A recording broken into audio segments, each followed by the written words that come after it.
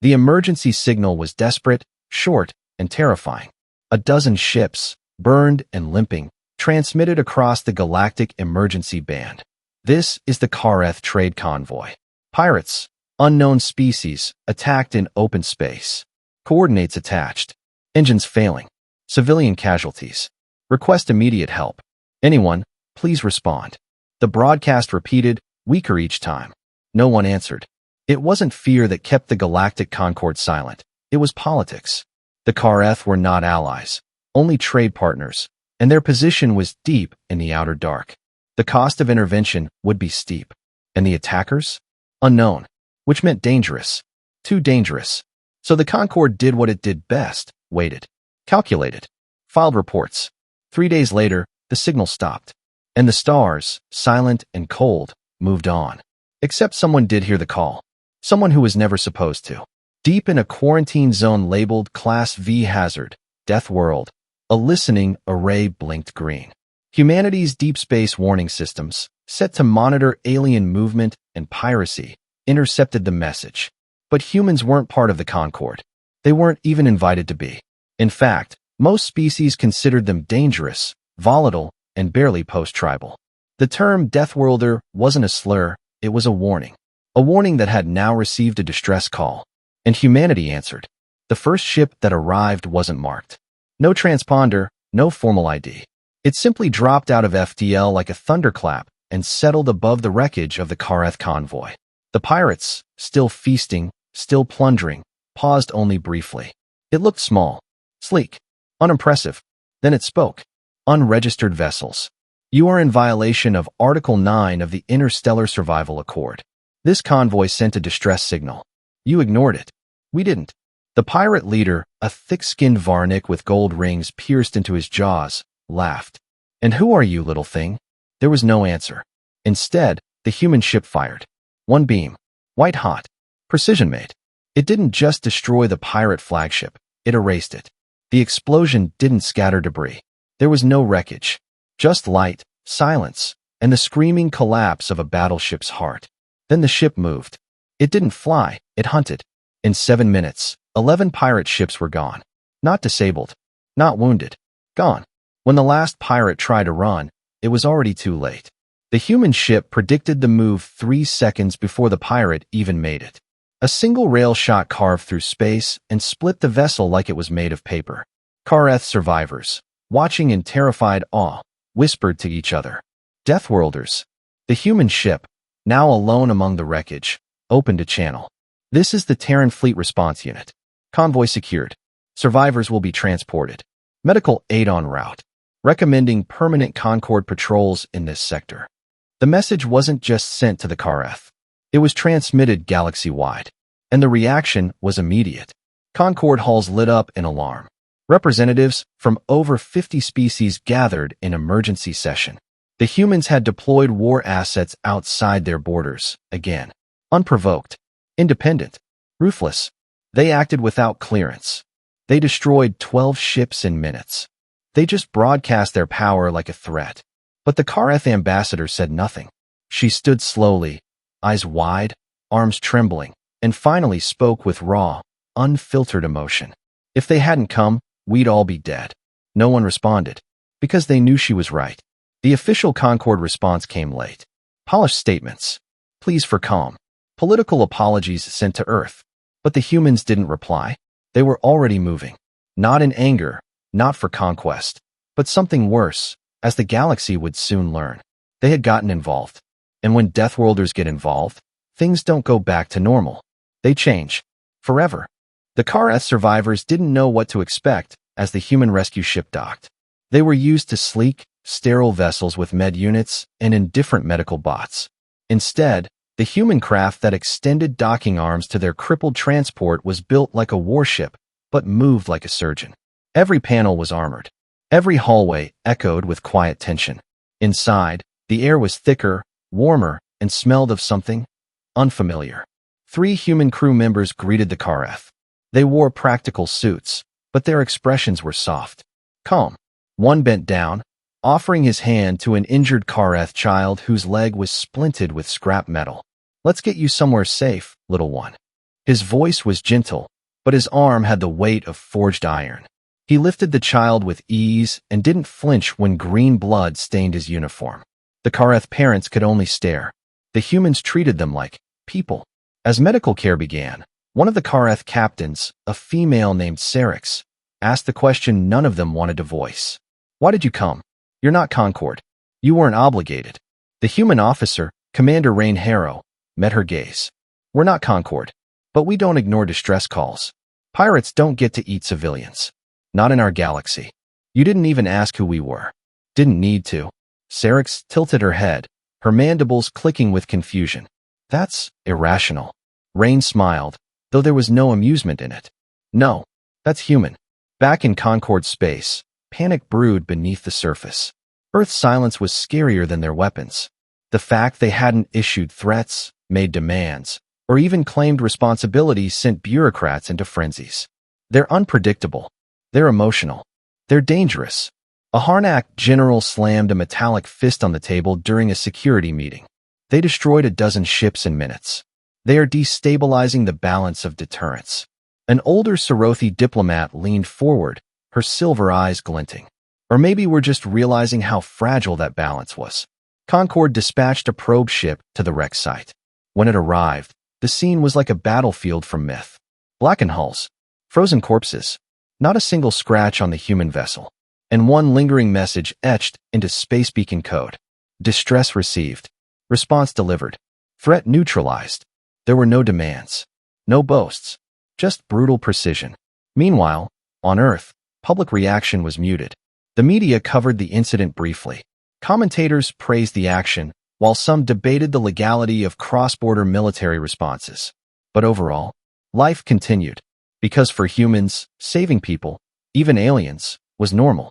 But in deep space, word spread like fire. On the crime channels of the Outer Rim, pirate fleets scrambled. Dozens changed routes. Some disbanded entirely, because the phrase had been whispered too many times. Deathworlders are watching. One group wasn't content to whisper. The Gorvok Syndicate, a notorious war pirate clan, declared they would retaliate. They think one ship is enough? Let them send 100. We'll paint our hulls with their blood. They began gathering vessels. 23 cruisers. 9 gunships. A mobile refinery retrofitted for war. They headed for Earth's border. They didn't make it. Halfway there, their fleet blinked off sensors. No distress calls. No black box pings. Just vanished. 2 days later, fragments drifted toward Concord observation outposts. And attached to one shard of armor, barely readable, was a single, short message. Wrong frequency. Wrong target. In the halls of Concord, panic became paralysis. Diplomats now begged Earth for a meeting. A summit. Anything. They received a polite reply from Terran Command. Humanity is open to peaceful dialogue. We recommend the Concord begin enforcing its own space before requesting restraint from others. It was surgical, because it wasn't just a warning. It was a reminder that while the Concord talked, the humans acted. Back aboard the Terran response ship, Commander Rain watched as the Kareth children played in the infirmary, safe and laughing. One of his officers approached. We've just received another distress ping. Border skirmish on the edges of Voss space. Rain nodded. Deploy medical. Prepare strike recon. Let them know we're coming. But sir, they didn't ask for us. Rain looked at the stars. They don't have to, because the Deathworlders were listening, and they weren't done yet. The next incident happened far from Concord's central sectors, in a wild corridor of space known as the Broken Rift. It was a haven for pirates, smugglers, and mercenaries. Normally, it was left alone. Even the Concord dared not patrol its chaotic lanes. But someone sent another SOS from there. It wasn't a single message. It was a cascade. A refugee barge under attack. A science station under siege. A diplomatic envoy surrounded. The Broken Rift had erupted into chaos. And then the same humans responded. The Terran strike carrier Resolute Dawn dropped out of warp like a ghost. It didn't signal entry. It didn't ask permission. It didn't need to. The ship was black-armored, built like a weapon and shaped like a warning. It moved without flair, deploying drones, recon units, and exo-troopers in perfect formation. What followed wasn't just combat. It was cleanup. The pirate forces, once terrifying in their own right, crumbled like paper under the Terran advance. A fleet of 30 small ships stood against them. Only 3 escaped. One of them sent a garbled message. They don't fight like soldiers, they fight like storms. On the surface of the abandoned diplomatic station, human troops entered. The survivors expected soldiers. What they saw instead were medics and engineers. "You're safe now," one of the humans said to a trembling reptilian envoy. "We're sorry we took so long." They weren't conquering, they were restoring. And that terrified the galaxy more than any weapon. The Concord assembled an emergency council. Species who hadn't spoken in decades sat at the same table. They claimed they're just responding to SOS calls, a Zelhan ambassador hissed. But how do they choose which ones? How do we know they won't become the very threat we fear? An aged Torvi general replied, voice like grinding gravel. They haven't asked for territory, haven't demanded tribute, haven't broadcast propaganda. They just act. A young senator from the fringe worlds asked the one question no one wanted to say aloud. What if we owe them? Back on Earth, public sentiment was mixed. Most humans didn't even know where the broken rift was. But those who served did. News feeds showed footage of alien children clinging to Terran Marines, of engineers repairing alien infrastructure, unpaid and unthanked. Why are we doing this? A commentator asked during a late-night political show. Why spill blood for people who don't even vote in our systems? A retired admiral answered, calmly, because we remember what it's like to scream for help and hear silence. There was a silence in the studio. In deep space, another group took notice. The Myrick Enclave, a warlike civilization long silent, sent a message to Earth. We recognize your strength, your mercy, your will. We seek dialogue, not alliance. Understanding. Earth agreed, not with fanfare, but with quiet, diplomatic gravity. They weren't building an empire. They were building something older. Respect. Trust. And the most dangerous thing of all in a fractured galaxy. Hope. While the galaxy debated Earth's intentions, another call for help echoed from the Taurath cluster. This time, it wasn't pirates or invaders. It was a plague. A synthetic virus had been unleashed, targeting oxygen-breathing life forms. The local populations were collapsing. Hundreds of thousands were already dead. No one claimed responsibility. No one offered aid. Except the humans. Within 6 hours, a mobile Terran field hospital arrived in orbit. Another 2 hours later, boots were on the ground. Not soldiers this time. Scientists, medical personnel, logistics teams. The Taurath people, soft-skinned, feathered, and deeply spiritual, expected conquest. They got vaccines. They got warmth. They got the impossible, survival. Dr. Elaine Marquez, head of the Terran Biohazard Response Division, stood in front of the local chieftain and presented a vial of the newly engineered antiviral. "This is free," she said. "No strings. No agreements. Just life." The chieftain bowed so deeply his feathers brushed the floor. "You are not what the stars warned us of," he whispered. "You are what they forgot to mention." Even as the Terran relief teams worked, unknown cameras recorded every moment.